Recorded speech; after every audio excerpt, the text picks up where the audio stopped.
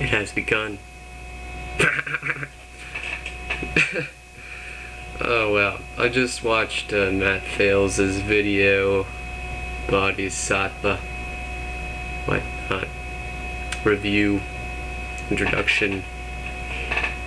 Amazing. I had no idea.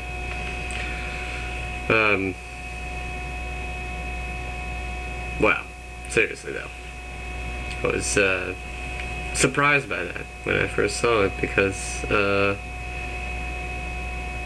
you know, I just got like a shit ton of like subscribers and everything, and I'm like, what happened? It's rather funny. And if anybody is like, you know, now I feel like I'm gonna have to make better videos, you know what I mean? Like, what the fuck? Although, I mean, the other thing is, I might have to, I don't know, delete some of the more silly ones so people don't have to rake through the muck, as it were. Although I think some of them have, even the ones that I would get rid of have something to say, kernels of truth. The ones that are the most interesting, though, are the ones that are specifically, I don't know, they're kind of in the middle of it, I guess. So, you know, they would have, not in the middle of all of the videos, but they're kind of dispersed perfectly. So, yeah. It's amazing. Spirituality, man. I'm gonna give a talk about spirituality. Alright. I guess this isn't really something that I would label. Regardless, every single, and I guess it's kind of hard to really express because it's so so general. Every single quantum of existence is unique, and this may be how I'm different from some of the other religions or philosophies or whatever, spiritual philosophies. I don't think so much that this world is impossibly sorrowful or impossibly suffering, in that anybody that exists in this world is completely subject or completely the object of suffering. I mean,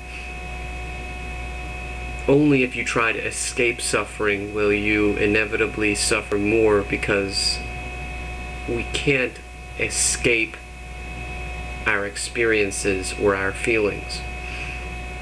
Some people will suffer more, some people will not suffer, may not even suffer at all. Who knows? The point is, though, that our existence is more awesome, and I mean that our bodily existence, if you want to call it that, our specific individual perspective is more awesome than space and time combined.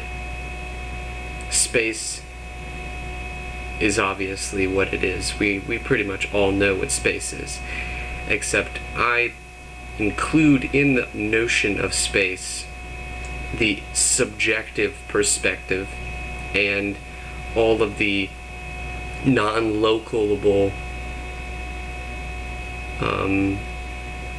physical I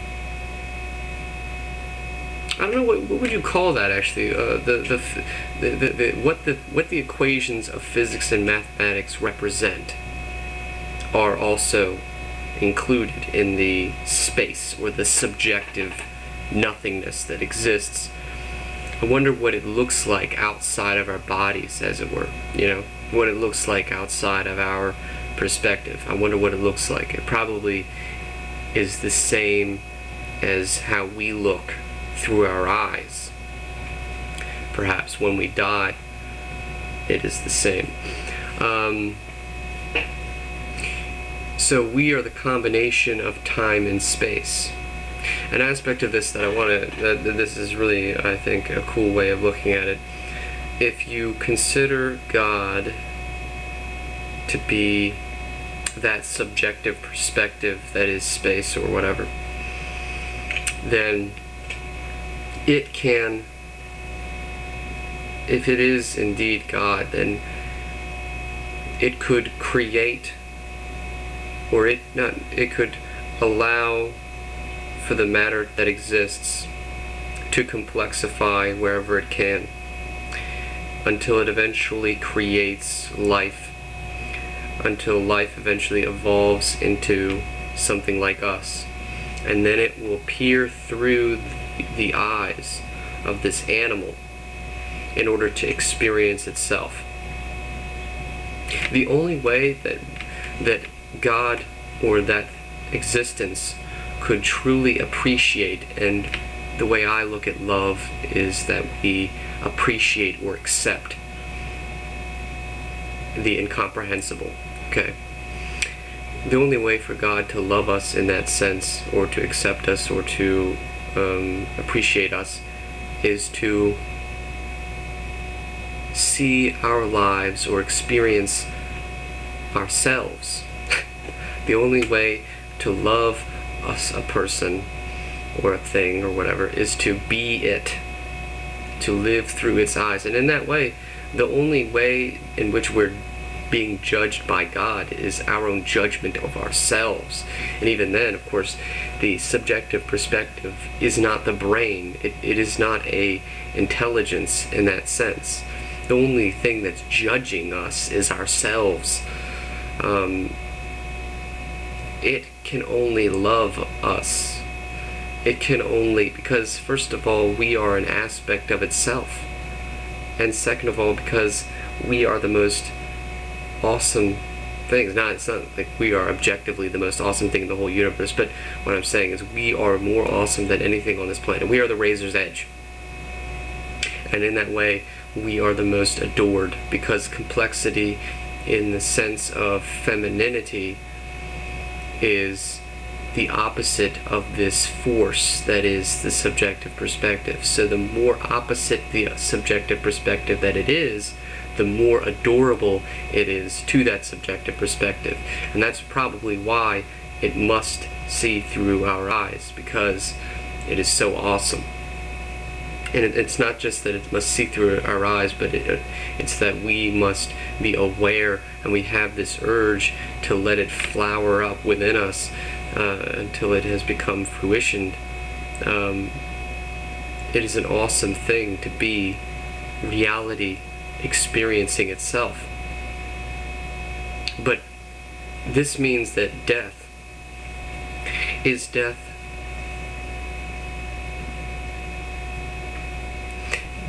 to this whole scenario. Then I'm not even going to take, we can take into consideration the human perspective, but the human perspective is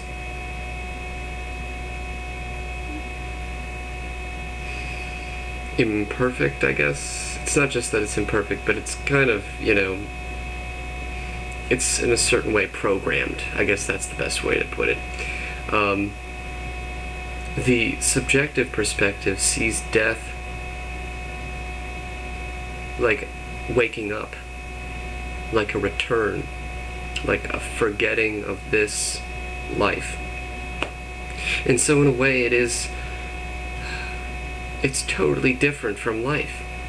Life is so cool because we get to be these beautiful characters for a short amount of time relative to the universe. It's like if you had a camera and it was looking at a train track, and it was just staring without any kind of interesting stuff going on, okay? And then all of a sudden you see a train pass by, and it only passes by once.